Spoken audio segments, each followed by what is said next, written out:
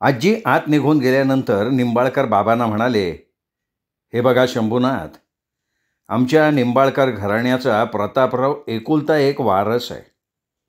आमचा वसंता हा असा. आता त्याने जर आपल्या पत्नीबरोबर कुठे जायचं ठरवलं तर आम्ही कसं काय त्याला अडवणार. आता प्रतापच्या जीवाला सोनसळीच्या कुंडलीमुळे धोका संभवतो तर आम्हाला आमच्या मुलासाठी काही करावं लागणारच ना. त्यातलाच हा मंगळसूत्र नंतर बांधण्याचा विधी आहे. हे बघा, आम्हाला कोणाला फसवायचं नाही. आम्ही शिवाजीच्या घराण्याचे आहोत. बाकी तुमची मर्जी.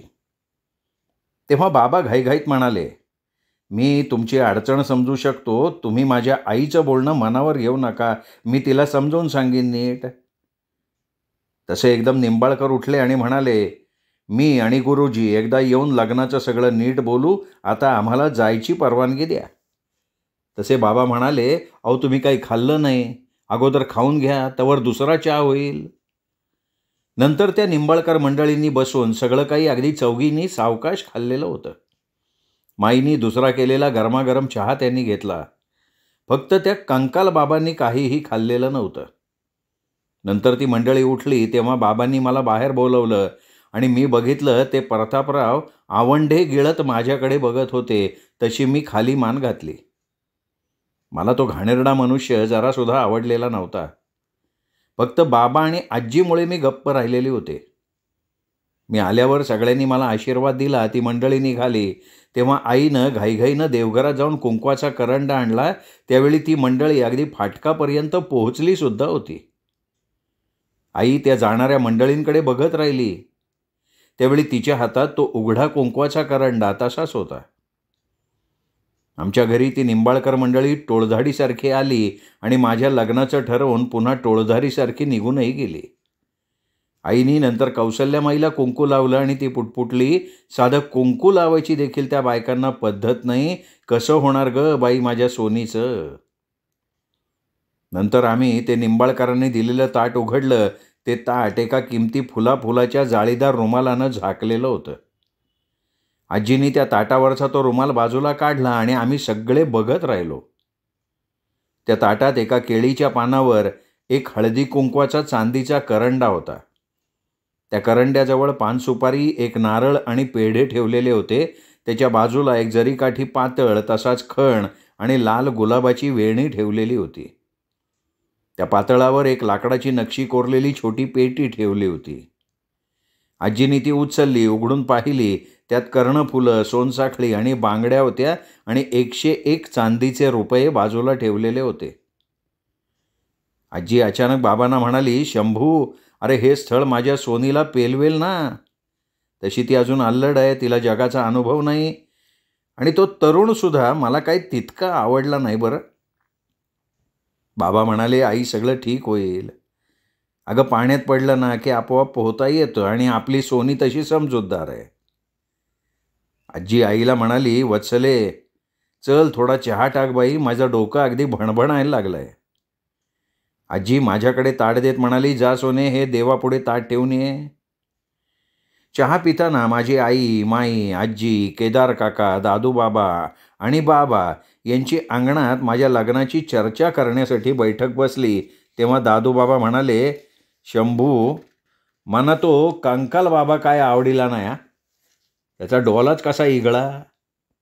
बाबा म्हणाले, दादू, अरे काही मंडळी जन्मजात अशी वैगुण्य घेऊन जन्मतात. आमच्या मालेगावात एक मूल एक काळा डोळा आणि एक घारा डोळा घेऊन जन्मलं होतं. नंतर तिथे थोडा वेळ कंकाल बाबाबद्दल चर्चा झाली. त्यावेळी आजी कंटाळून म्हणाली, मरू दे तरी तो साधू. पण शंभू, मला काही सोनीच्या लग्नात तिला मंगळसूत्र बांधण्याचा निधी वर्ज्य केलाय ना, ते काही पटलेलं नाही बाबा. अरे मंगळसूत्राच्या विधीनंतर 7 फेरे, तसंच मंगलाष्टकं, मुलीचं कन्यादान, हे सगळे विधी महत्त्वाचे असतात. त्या एका विधीच्या न करण्यानं विवाह अपूर्ण राहतो रे. बाबा म्हणाले, आई म्हणूनच ते निंबाळकर पुन्हा लग्न करणार आहेत ना. तू उगाच चिंता करत बसू नकोस.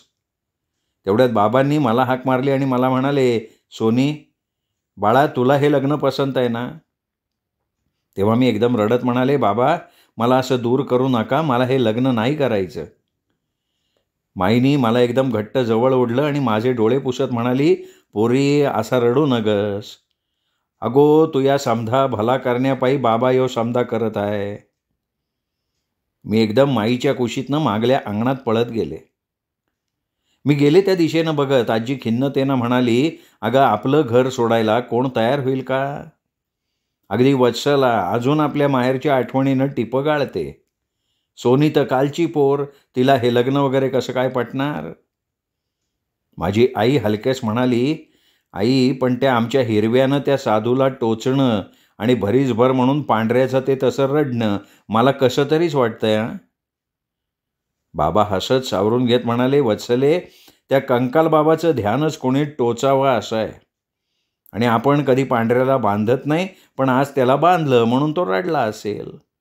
आणि तेव्हाच ती निंबाळकर मंडळी आत यावी, हा एक योगायोग असावा." केदार काका म्हणाले, "शंभू, मी मोरूकडे या निंबाळकराची बारकाईने चौकशी केली तर तो मला म्हणाला की केदार, असं स्थळ पंचक्रोशीत शोधून सापडणार नाही." आणि हे ऐकून बाबा थोडे निश्चिंत झाले.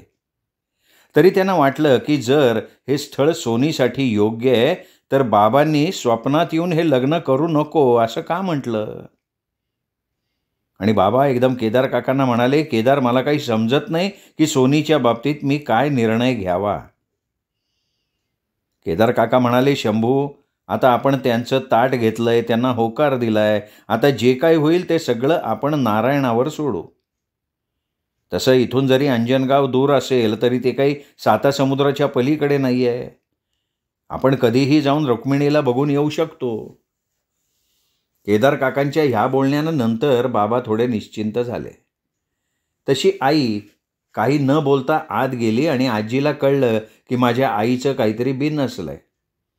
ती माईंना खुणवून लगबगीनं आईकडे गेली आणि म्हणाली, "वत्सले, अगं, लहान सहान गोष्टीत शुभ अशुभ धरून मन झुरवत बसू नये ग. बघ ते लिंबाचं घराणं." आणि मंजी आतनं ओरडली, "आज्ये, निंबाळकर ग." आजी म्हणाली, "म्हणजे तेच म्हणायचंय मला, तू फाजीलपणा करू नको. वत्सले, बघ, अगं, ते जे घराणं आहे ना ते आपल्या शिवाजी महाराजांच्या जवळचं आहे." तेव्हा मी आत आले आणि म्हणाले की आजी, या निंबाळकरांचा आणि शिवाजी महाराजांचा काहीही संबंध नाही. त्यांचे पूर्वज शहाजी भोसलेंच्या पदरी होते असे ते म्हणतायत. आता तिथे ते राजाजवळचा पंखा हलवायला होते का स्वयंपाकी होते देव जाणे. आणि आजी, शहाजीनंतर लगेच ते शिवाजीच्या पदरी कसे धावले ग? लगेच त्या गुरुजीचे पूर्वज दादोजी कोंडदेवांच्या घराण्याचे कसे झाले? हे सगळं त्यांचं थोतांड आहे आजी. आजी, तू बाबांना सांग, म्हणावं मला तिथे लग्न करायचं नाही." माझी म्हातारी आजी काही न बोलता खाली मान घालून बसली. मला तिची खूप दया आली होती. मी या घरातून कायमची जाणार हे माझ्या आईपेक्षा त्या म्हाताऱ्या जीवाला किती दुःखदायक होणार आहे याची जाणीव मला होती. मी अगदी लहानपणापासून तिच्याच कुशीत वाढले होते. मी आजीशिवाय आणि आजी माझ्याशिवाय क्षणभरसुद्धा दूर राहू शकत नव्हतो. फक्त माझ्या भवितव्यासाठी ती स्वतःचं दुःख झाकून आईला आणि माईला धीर देत बसलेली होती. मी एकदम आजीजवळ जाऊन तिला मिठी मारत म्हणाले, "आजी, मी कोणाकोणाची नाही, मी फक्त तुझी आणि तुम्हा सर्वांची आहे. मी इथे नसले की तुम्हाला ते आपल्या बागेत शोध, मी तुला तिथे मिळेन." आणि आजी, आई, माई एकदम धो धो रडायला लागल्या होत्या. इकडे निंबाळकरांच्या मोटारी भरवेगानं अंजनगावकडे चालल्या होत्या. ती सगळी मंडळी जेव्हा आपल्या हवेलीत पोचली तेव्हा धनाजी निंबाळकर कंकाल बाबांना म्हणाले, "अहो गुरुजी, कालपासून आपण काही खाल्लं नाही, फक्त पाणी घेतलंय. तुमच्यासाठी काही करावं का?" कंकाल बाबा शांतपणे म्हणाले, "त्याची काही आवश्यकता नाही आहे. मी योगसाधनेत असतो तेव्हा 6-6 महिने न खाता पिता राहू शकतो. बरं, ते जाऊ द्या. तुम्ही तिथे सगळं काही उत्तम केलंय. आता बघा, त्या मुलीचं लग्न झालं की मला तिला योगिनी मंदिरात नेऊन 6 पूजा कराव्या लागतील आणि त्या पूजेच्या वेळी तुम्हा सगळ्यांना यायला लागणार आहे. एकदा तिचं लग्न होऊन ती माहेरी जाऊन आली की नंतर तिला कुठल्याही परिस्थितीत माहेरी पाठवलं जाणार नाही आणि दिवाळीच्या दिवशी तिचा बळी दिला जाईल." हे ऐकून निंबाळकर हसत म्हणाले, गुरुजी, मी त्याचमुळे त्या मंडळींना प्रतापबरोबर ती देशपर्यटनाला जाणार आहे असं सांगितलं. म्हणजे जरी कधी ती मंडळी इथे त्या मुलीला शोधत आली तर आम्ही सांगू ती आणि प्रताप देशपर्यटनाला गेले. भानुमती म्हणाली, अहो गुरुजी, आपण इतर वधू मंडळींचा जसा काटा काढत होतो तसाच ह्या मंडळींचा सुद्धा काढू, म्हणजे कोणाला काही कळणार नाही. कंकाल बाबा म्हणाले, नाही नाही, तसं करणं धोक्याचं ठरेल. एकतर ते कुटुंब मोठं आहे, त्यात राजापूर गाव लहान आहे आणि शंभूनाथाची गावात चांगली ओळख आहे. त्या मोठ्या कुटुंबाबरोबर त्या केदार भटाला आणि आणखीन एक ते दुसरं पण जोडपं होतं ना, त्यांनाही आपण नाहीसं केलं तर गावात त्याची चर्चा होईल. त्यामुळे ते शक्य नाही आहे. आपण सोनसळीचा योगिनी मंदिरात बळी दिला की धनाजीराव, तुम्ही जर त्या शंभूनाथानं काही गडबड केली तर ती आणि प्रताप काशीला तीर्थक्षेत्री गेले असताना हरवले अशी थाप मारा. मुख्य म्हणजे तिच्या या बळीवर त्या कुटुंबातल्या कोणाच्याही रक्ताचा एक सुद्धा शिंतोडा उडता कामा नये. मी तुम्हाला तो खजिना दिला की मी मोकळा झालो, परंतु तुम्हाला तो खजिना माझ्या योग साधनेनंतर म्हणजेच 3 महिन्यांनंतर मिळेल. त्यावेळी मी इथून निघून जाईन. त्यानंतर काय करायचं आहे ते तुमचं तुम्ही ठरवा. निंबाळकर म्हणाले, अहो पण आम्हाला एकदा तरी तो खजिना बघू द्या ना, म्हणजे तो खजिना आहे याची आम्हाला खात्री तरी होईल. कंकाल बाबा म्हणाले, अवश्य. शेवटच्या बळीचं रक्त प्रतापरावांनी योगिनी देवतेवर आणि त्या खजिन्यावर शिंपडायला हवं. त्यावेळी तो खजिना प्रतापराव प्रत्यक्ष बघतील. निंबाळकर हसत म्हणाले, अहो जोपर्यंत हे भिकारी ब्राह्मण असं गोरं सौंदर्य निर्माण करत राहतील तोपर्यंत योगिनी देवतांना कधीही कुठल्याही बळीची कमतरता उरणार नाही. यावर सगळी निंबाळकर मंडळी हसली.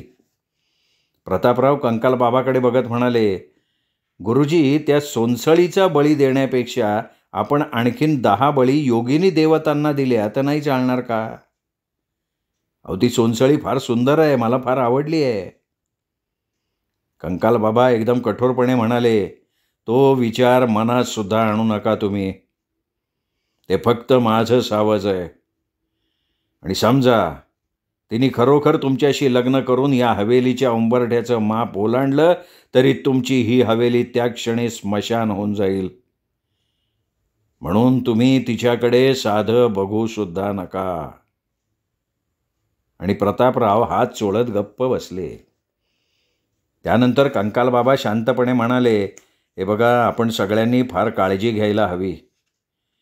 कारण या सोनसळीच्या आजोबांमुळे ही सोनसळी मृत्यूयोग असून सुद्धा वाचली आणि कदाचित पुढे सुद्धा दीर्घायुष्य घेऊन जगली असती. आता हा विवाह हे फक्त एक थोतांड आहे. रेवतीबाई विकट हास्य करत म्हणाल्या, परंतु आमच्या खजिन्यासाठी बळी द्यायची म्हणून आजोबांनी तिला वाचवली असेल, नाही का गुरुजी? कंकाल बाबा म्हणाले, तुम्ही समजताय तेवढं हे प्रकरण सोपं नाही आहे.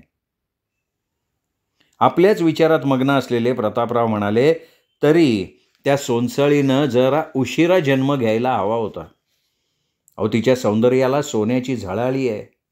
आकाशातून एखाद्या विजेनं चमकावं तशी ती चमकदार आहे, अतिसुंदर आहे. कंकाल बाबा काही न बोलता हळूहळू उठले आणि निंबाळकरांना म्हणाले, मी आता निघतो, कारण मला आजच त्या ओंकारेश्वर भटाचा बंदोबस्त करायला हवा. आणि कंकाल बाबा तिथनं सावकाश निघून गेले. ते गेल्यावर प्रतापराव धनाजीरावांना म्हणाले की बाबा, आपल्याला त्या खजिन्याची गरज नाही आहे, मला ती सोनसळी हवी आहे. तसे धनाजी निंबाळकर एकदम पुढे झाले. प्रतापरावाच्या त्यांनी तोंडात मारले आणि म्हणाले, मूर्खा, तुझ्या त्या रखेलींना पोसणार कोण? मी? तुझ्या दारू सिगरेटीला इतर छंदाफंदाला पैसा देणार कोण? अरे तुला नको आहे, पण आम्हाला त्या खजिन्याची गरज आहे. हे बघ प्रताप, तू एक करू शकतोस. ती सोनसळी लग्न झाल्यावर इथेच राहणार आहे, तेव्हा तू गुरुजींच्या नकळत तिच्यावर नवरेपणाचा हक्क बजावू शकतोस. तेव्हा प्रतापराव गाल चोळत हसत हसत म्हणाले, हो बाबा, हे माझ्या लक्षातच नाही आलं. पण बाबा, तुम्ही इथे तिच्यावर आपल्या सासरेपणाचा हक्क मात्र बजावू नका. रेवतीबाई रागानं उठल्या आणि म्हणाल्या, चला जेवायला. प्रतापराव हसत म्हणाले, बाबा आई चिडली बरं का. आणि ते दोघं बापले खो खो हसत राहिले होते. इथे मला माझं ते लग्न जमल्याचं विलक्षण दुःख झालं होतं. त्यात मला सतत एक भावना होत होती की माझ्या त्या अत्यंत प्रिय असलेल्या बकुळ रानासारखं माझं हे घर मला दुरावणार आहे. त्यावेळी क्षणभर ती माझी भावना एवढी तीव्र झाली होती की मला एकदम चक्कर आल्यासारखं झालं. आमच्या घरात पूर्वी माझ्या लग्नासाठी धडपडणाऱ्या त्या सगळ्यांना आता माझं लग्न जमल्यानं आनंद होण्यापेक्षा दुःखच झालेलं होतं. आजी नंतर रडणाऱ्या आईला म्हणाली, वत्सले अगं उठ, शुभवेळी असं रडू नये. जा बरं त्या ताटातल्या पेढ्यांनी सगळ्यांची तोंड गोड कर. आणि आईने उठून डोळे पुसत त्या ताटाला हळद कुंकू वाहून नंतर त्या ताटातले पेढे सगळ्यांना वाटले होते. मी मात्र तो पेढा न खाता सरळ कुंपणातनं बाहेर फेकून दिला. इकडे त्या रात्री कंकालबाबांनी ओंकारेश्वर भटांचा आपल्या मंत्रसामर्थ्यानं काही बंदोबस्त केला होता आणि तो झाल्यावर ते उठून स्वतःशी पुटपुटले, काय भयंकर अस्तित्व आहे. तो बळी जाईपर्यंत या अस्तित्वाला असंच बांधलेलं असू दे. त्याच रात्री माझ्या बाबांना एक विचित्र स्वप्न पडलं होतं. त्यांनी स्वप्नात पाहिलं त्यांचे बाबा ओंकारेश्वर देवघरातल्या जात्यात काही धान्य न घालता ते जातं जोरजोरानं ओढत दळत बसलेले होते. माझ्या बाबांनी त्यांना हाकारलं, पण ते बाबांकडे न बघता ते जातं विलक्षण रागानं ओढत बसले. माझ्या बाबांना कळलं की आपले वडील रागावलेत. तसे ते म्हणाले, बाबा माझ्यावर रागावलात का? आणि त्याच्याकडे एकदम रागारागानं बघत ते एवढ्या जोरानं जातं ओढायला लागले की त्या जात्याचे 2 तुकडे झाले. माझे बाबा दचकून उठले. त्यांना कळेना या घटनेचा अर्थ काय आहे. आपले वडील एवढे रागावलेले त्यांनी पहिल्यांदा पाहिलं होतं. त्यात सकाळी उठल्या उठल्या बाबांनी जेव्हा आजीला हे स्वप्न सांगितलं तशी ती एकदम दचकली आणि म्हणाली, अरे शंभू, असं रिकामं जातं ओढत बसण्यात फार भयंकर अशुभ संदेश असतो. शंभू, मला सुद्धा रात्री सतत उश्याशी ह्यांचा भास होत होता. तेवढ्यात आई डोळ्यांना पदर लावत म्हणाली, रात्री माझ्यासुद्धा स्वप्नात मामनजी आले होते. ते फक्त आपल्याच घराभोवती फेऱ्या मारत राहिले होते. मी त्यांना आत यायला सांगितलं तरी ते माझ्याकडे न बघता न बोलता घराभोवती फेऱ्याच मारत राहिले. बाबांना कळेना या सगळ्याचा अर्थ काय आहे. आजी तर म्हणाली, शंभू, आपण या सोनीच्या लग्नाचा निर्णय घेतला ते बरोबर केलंय ना रे बाबा.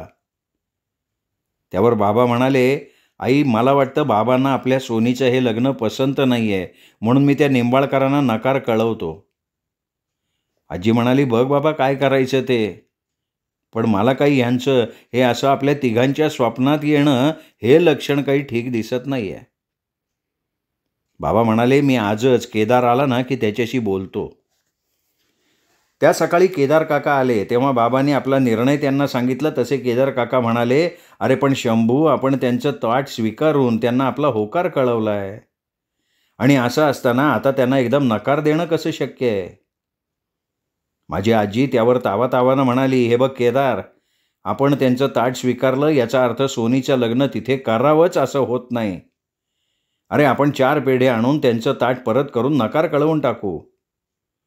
केदार, आता ती माणसं एवढी शिवाजीच्या जवळची म्हणून बढाई मारतात, त्या मेल्या त्या दोघी बायकांना साधं जाताना हळदी कुंकू लावून घ्यायची रीत नाही. ते काही नको, आमच्या सोनीचं लग्न तिथं करायचं नाही, तिच्या आजोबांना ते पसंत नाही. त्या क्षणी त्या माझ्या जन्ममृत्यूच्या तागडीचं पारडं माझ्या जीवदानाच्या बाजूनं झुकलं होतं तरी अधांतरी. मला मात्र वाटलं माझं ते लग्न मोडलं आहे. मला फार आनंद झाला.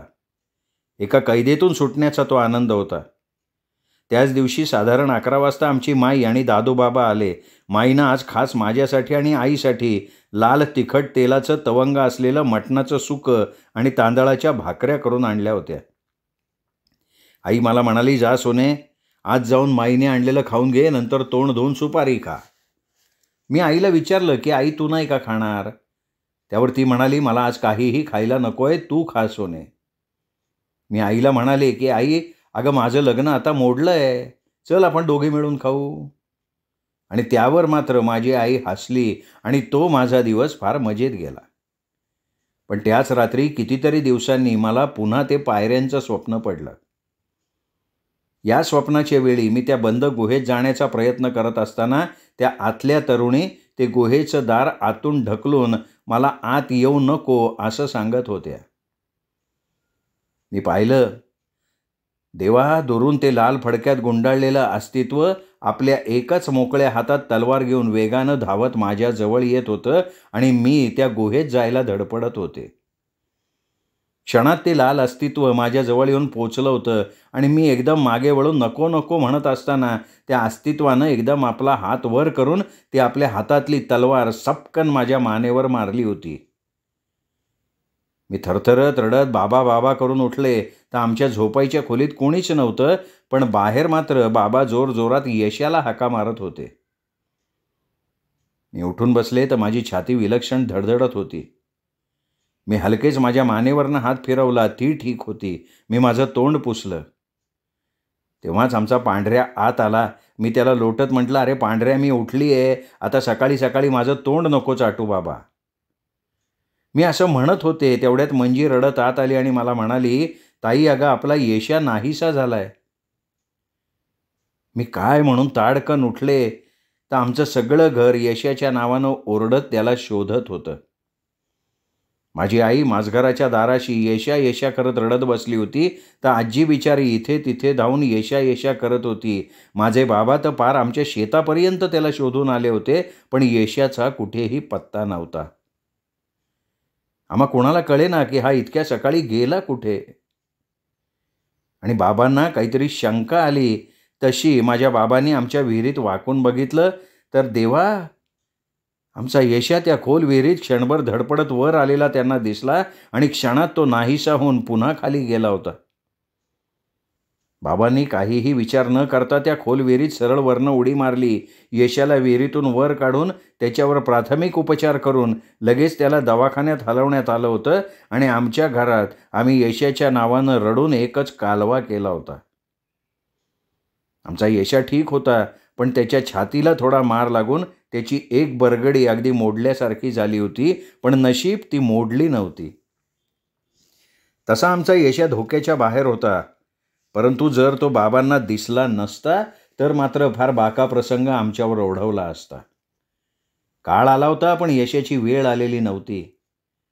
नंतर आमच्या येशानं सांगितलं, तो सकाळी उठून विहिरीवर उभा असताना सहजच वाकून विहिरीत बघत असताना अचानक त्याला कोणीतरी लोटल्याप्रमाणे तो तोल जाऊन विहिरीत पडला होता. नंतर आमच्या घरात हाहाकार उडाला होता, पण या भयंकर घटनेमुळे एक मात्र घडलं होतं. आमच्या घरात आजीचा आणि बाबांचा असा समज झाला, माझ्या आजोबांनी माझ्या लग्नाबद्दल नाराजी नसून ते येशावरच्या संकटाची सूचना देत होते. आमचं घर येशाच्या या अचानक झालेल्या प्रकारामुळे फार काळजीत पडलं होतं. येशाला घरी आणलं तेव्हा त्याच्याबरोबर माई, दादूबाबा, केदार काका सुद्धा आले आणि आल्या आल्या केदार काका बाबांना म्हणाले, शंभू, तुम्ही रुक्मिणीच्या लग्नाचा निर्णय काय घेतलाय? बाबा म्हणाले, केदार, आत्ताच येशाचं हे असं प्रकरण घडलंय तेव्हा आम्ही अजून नीट नाही विचार केला. केदार काका म्हणाले, जर रुक्मिणीला निंबाळकरांकडे द्यायचं नसेल तर आपण त्यांना तसा निरोप पाठवू. बाबा विचार करत म्हणाले की केदार, आधी मी आई आणि वत्सला काय करायचे तो निर्णय घेतो आणि 2 दिवसात काय ते ठरवून सांगतो. पण त्याच रात्री माझ्या आजीला एक विचित्र स्वप्न पडलं. त्या स्वप्नात तिने बघितलं, मी एका मोठ्या खोलीत अगदी एकटी बसलेली होते. त्या खोलीचं दार अगदी गच्च बंद होतं आणि आजी ते दार उघडायचा प्रयत्न करत असताना तिला त्या खोलीतून काही धडपडल्यासारखा आवाज यायला लागला. तिने सोने सोने करत दार जोरात ढकलून आत बघितलं तर मी तिथे नव्हते, पण समोरच्या भिंतीला टेकून काळोखात कोणीतरी उभं होतं. आजी जरा पुढे सरकली आणि नंतर ती रडत बाबांना म्हणाली, शंभू, अरे ते तुझे बाबा उभे होते रे. त्यांना कोणीतरी जखडून अगदी गच्च धरून ठेवल्याप्रमाणे धरलेलं होतं आणि ते सुटायची धडपड करत मला काहीतरी सांगायचा प्रयत्न करत होते, पण शंभू, त्यांना बोलताच येत नव्हतं. आपल्या आईचं ते स्वप्न ऐकून बाबा स्तब्ध झाले. त्यांना हेच मुळी कळत नव्हतं की आपले वडील त्या सगळ्यांना काय सांगायचा प्रयत्न करतायत. पुन्हा ते आजीचं स्वप्न माझ्या लग्नाच्या नकारावर ठेपून मला जीवदान देत होतं. आमचं घर स्वप्नावर विश्वास ठेवणारं होतं, पण म्हणतात ना, देव देतो आणि कर्म नेतो, तशी परिस्थिती झाली. आजीला हे स्वप्न पडलं त्याच दिवशी बाबांना राघव काकाचं पत्र मालेगावहून आलं. त्यांनी लिहिलं होतं, नारायण प्रभू काल स्वर्गवासी झाले. माझ्या आईचे बाबा, आमचे आजोबा आता नव्हते. बाबांनी माझ्या आईला काही न सांगता ते पत्र फाडून टाकलं आणि माझ्या आजीचं ते स्वप्न आजोबांच्या मृत्यूवर ढकललं गेलं. परिणामी माझी त्या निंबाळकरांच्या चक्रातनं सुटका होतच नव्हती. काही न काही घडून मी पुन्हा त्या चक्रात बांधली जात होते. त्यानंतर 8 दिवस जरा शांततेत गेले आणि एक दिवस साधारण 11च्या सुमाराला निंबाळकरांची एक काळी मोटार आमच्या फाटकाजवळ येऊन यमदूताप्रमाणे थांबली होती. आमचा पांढऱ्या फाटकाकडे बघून भुंकत होता. तसं मंजीनी पांढऱ्याला आत आणलं आणि ती ओरडून आजीला म्हणाली, आज्जे, ते निंबाळकर मंडळी पुन्हा ताईला चांदीचं ताट द्यायला आली आहेत ग. तशी आई मंजीला दाटत म्हणाली, म्हणजे हळू बोल ग, मोठ्यांची अशी चेष्टा करू नये बाळा. आम्ही सगळेजण बघत असताना त्या काळ्या मोटारीतून बेडकासारखी टुनकन उडी मारून आमचे मोरू भट उतरले. त्यांनी आल्या आल्या त्या मोटर चालकाच्या शंकरच्या मदतीनं फाटकाजवळ 4 मोठ्या केळीच्या पानांनी झाकलेल्या करंड्या आणून आमच्या दिवाणखान्यात नेऊन ठेवल्या. बाबा त्यांना म्हणाले, अहो हे सगळं काय आहे? मोरू भट हसत म्हणाले, अहो शंभूनाथ, हा निंबाळकरांनी तुम्हाला प्रसाद पाठवलाय. आणि ते त्या मोटर चालकाला म्हणाले, जा रे बाबा, तू निवांतपणे अंगणात जाऊन बैस. मोरू भट बाबांसकट आत आले आणि म्हणाले, केदार येणार आहे का? बाबांनी मान हलवली. आजी नंतर माझघरातून बाहेर येत म्हणाली, काय येऊ त्या लिंबाकडे? आणि जवळ असलेली मंजी फिस करून हसली, पण बोलली नाही काही. आजी पुढे येऊन मोरू भटांना म्हणाली, काय त्या लिंबाकडे काय सत्यनारायणाची पूजा होती का? आणि असली तरी अशा टोपल्या भरून कोणी प्रसाद पाठवतो का? तशी ती मंडळी कोणी आली नाही ते. तसे मोरू भट एकदम बसत म्हणाले, आजी, अगोदर चहा आणि तिखट मिठाचा सांजा करा. मला लागली आहे भूक. मी जेवायला सुद्धा थांबणार आहे. तर शिरापुरी, पंचरत्नाचे वडे, चटणी, मसाले भात, आमटी सगळं काही होऊन जाऊ द्या. अगोदर मी आल्याचा केदारला निरोप पाठवा.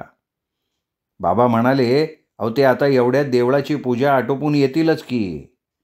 आणि माझी आई तिखट मिठाचा सांजा करण्यासाठी माझघरात गेलेली होती.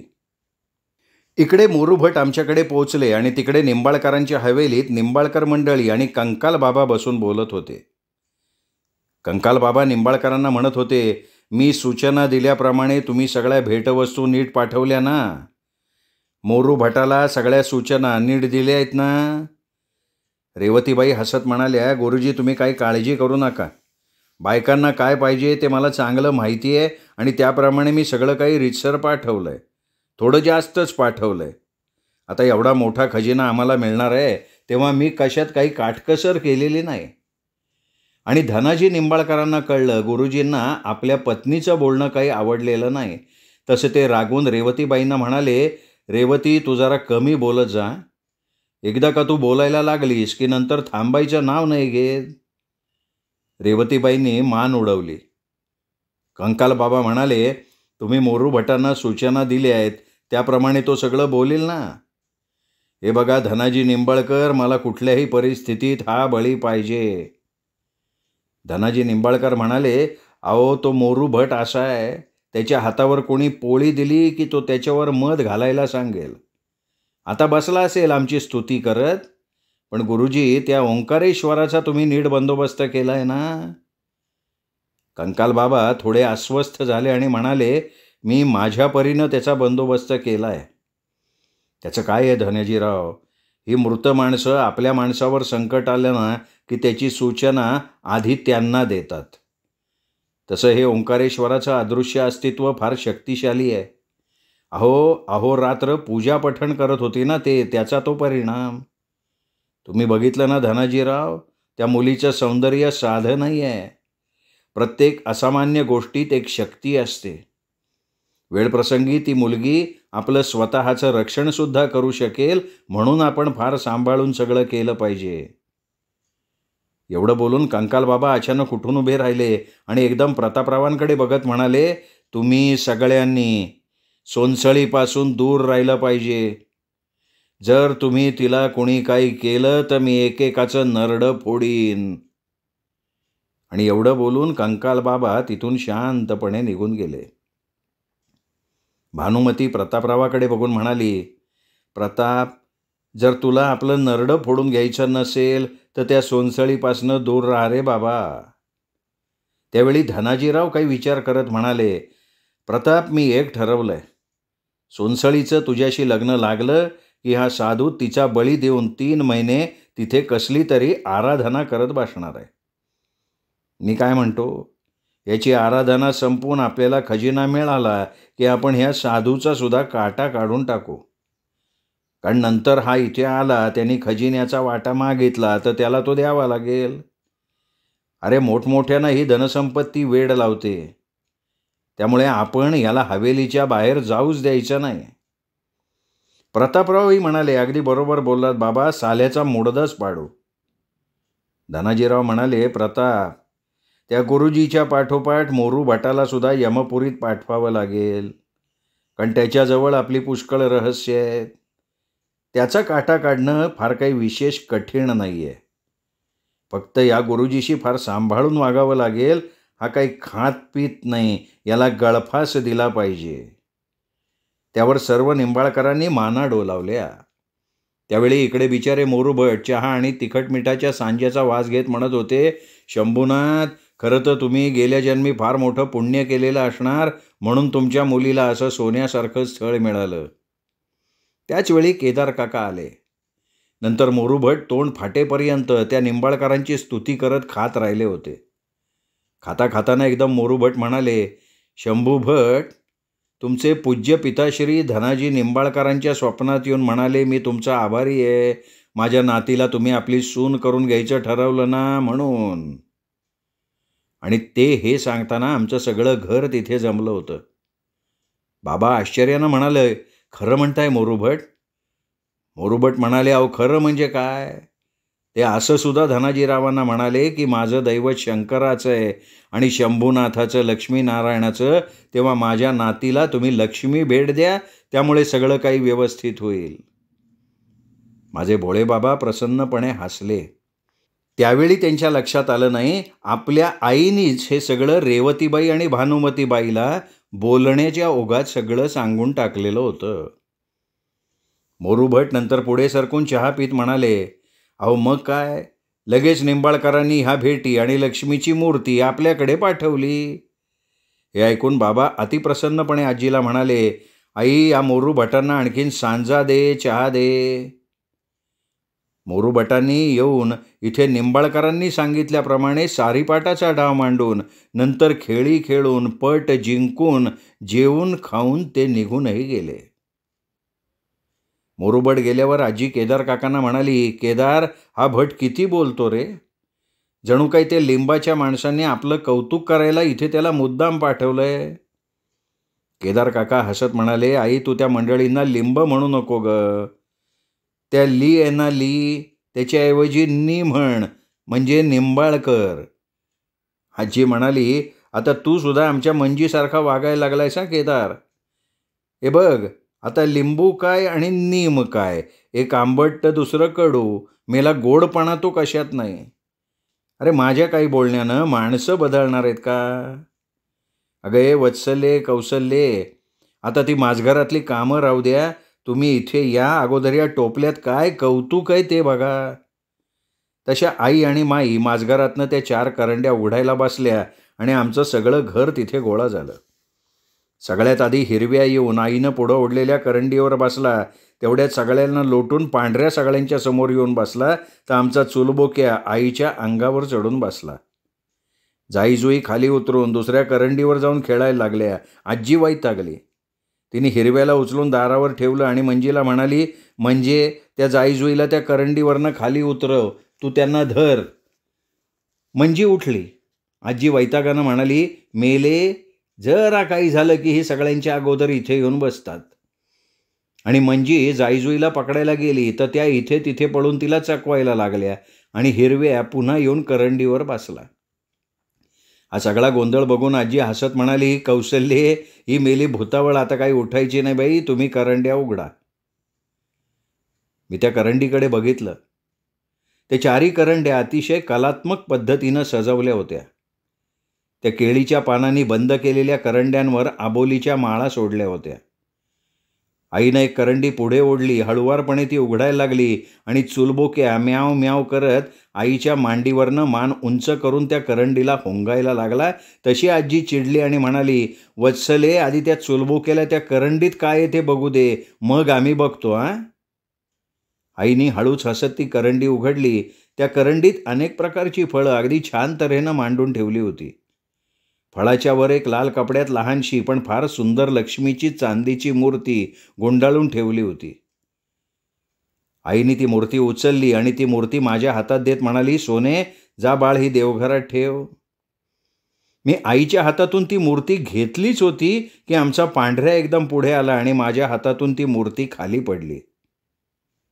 मी ती पटकन उचलली तरी कशी कोण जाणे ती पुन्हा खाली पडली. केदार काका पटकन म्हणाले, रुक्मिणी, अगं नीट नीट धर ती लक्ष्मी हातात. लक्ष्मीला असं खाली कधी टाकू नये. आणि देवा, ती लक्ष्मी पुन्हा माझ्या हातातनं खाली पडली. मला जाणवलं कोणीतरी माझ्या हातातून ती लक्ष्मी पुन्हा पुन्हा खाली टाकतंय. मी एकदम बाबांकडे बघितलं तसे ते पुढे येऊन म्हणाले, सोने, मी उचलतो ती लक्ष्मी. ही घटना फार साधी होती पण माझ्या मनाला ती फार लागली होती. माझ्या बाबांना वाटलं माझे अशुभ ग्रह त्या लक्ष्मीला मला स्पर्श करू देत नाही आहेत. पण त्यांना आणि मला देखील त्या क्षणी काय माहिती होतं की माझं काहीतरी थोडंसं चांगलं त्या निंबाळकराच्या अशुभ लक्ष्मीला मला स्पर्श करू देत नव्हतं. बाबांनी नंतर ती लक्ष्मीची मूर्ती स्वतः उचलली, स्वतःच्या आणि माझ्या कपाळाला लावली आणि देवघरात ठेवली. त्यावेळी माझी आई धास्तावून म्हणाली, का हो, हे असं का झालं? बाबा सावरून घेत म्हणाले, वत्सले, तू तरी एवढ्या गोष्टीकडे काय लक्ष देतेस ग? अगं, तिचे हात घामेजलेले होते म्हणून ती लक्ष्मी पडली. चल, दुसरी करंडी उघड. आणि आई निमूटपणे दुसऱ्या करंडीकडे वळली. या दुसऱ्या करंडीत छान वस्तू ठेवल्या होत्या. एक लहानसं पानाच्या आकाराचं चांदीचं पानाचं तबक होतं, एक छान फुलपात्र होतं आणि सुंदर अगदी खरीखुरी अशावीत अशी लाकडाची फळं एका लहान लाकडाच्या करंडीत होती. एक हळदी कुंकवाचा चांदीचा रिकामा करंडा होता आणि 2 छान पितळी हत्ती होते. माईने उघडलेल्या दोन्ही करंड्यात अनेक तऱ्हेतऱ्हेची मेवा मिठाई भरलेली होती. आईने आधी ती सगळी मिठाई काढली. प्रत्येक मिठाई चिमूट चिमूट काढून ताटात ठेवून ते ताट आधी देवापुढे मांडलं आणि नंतर सगळ्यांनी ती मिठाई खाल्लेली होती. फक्त मीच एक अशी होते की आईने दिलेली ती मिठाई मी दुर्गी आणि गौरीला नेऊन भरवली होती. माझं आता जवळजवळ निंबाळकरांकडे लग्नाचं नक्की झालेलं होतं. श्रोते हो, तुम्ही ऐकताय आयडा बॅरेटो लिखित सोनसळी ही कादंबरी. या कादंबरीचा आजचा भाग इथेच संपला. पुढचा भाग ऐकण्यासाठी उद्या भेटूयात दीपक रेगे कथाकथन चॅनलवर. तोपर्यंत नमस्कार श्रोते हो.